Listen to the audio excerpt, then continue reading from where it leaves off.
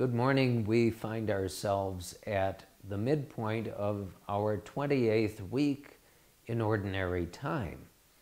This coming Friday, October 15th, which, by the way, is the feast of St. Teresa of Avila, a wonderful religious woman and doctor of the Church who, with St. John of the Cross, reformed the Carmelite congregation and established what has come to be known as the Discalced Carmelites within the body of the Church.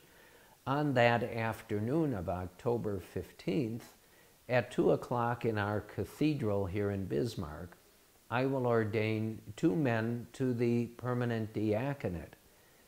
Brian Lardy, who will be assigned to function as a permanent deacon at Corpus Christi Parish here in Bismarck, and David Fleck, who is currently the director of the permanent diaconate program. He will be assigned to serve as one of the deacons for St. Anne Parish here in Bismarck.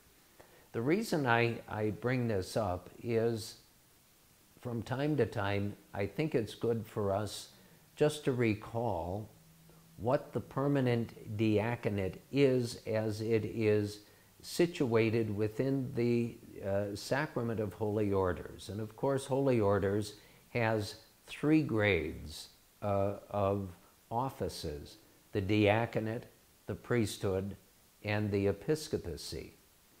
Now, in the reforms of the Second Vatican Council, some thought that the permanent diaconate, which came from those reforms, was something brand new. Well, it wasn't.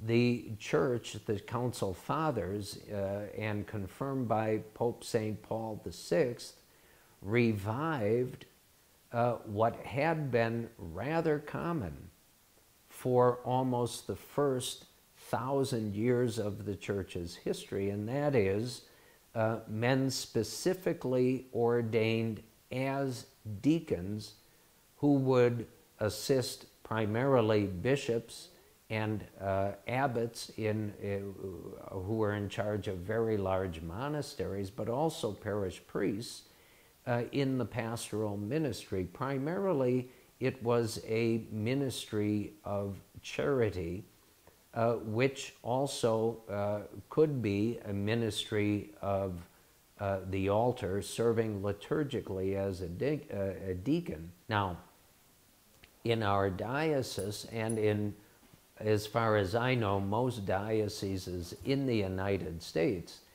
the program of formation and preparation is extensive. In our diocese, it's a 5-year process of formation and preparation, and covers the very same elements of formation that a man would go through if he's studying and preparing to be ordained a priest.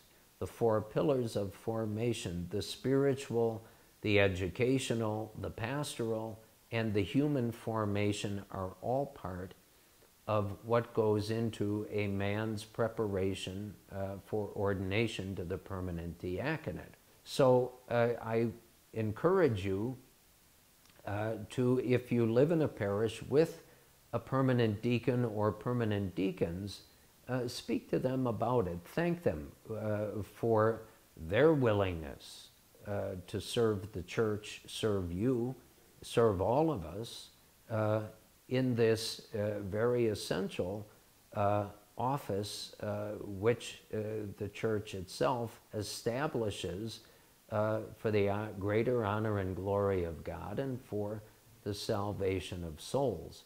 But please do pray for these two men who will be ordained permanent deacons this Friday, the feast of St. Teresa of Avila, at the cathedral here in Bismarck. May God bless you during this beautiful autumn week, and may you continue to grow in your faith each day.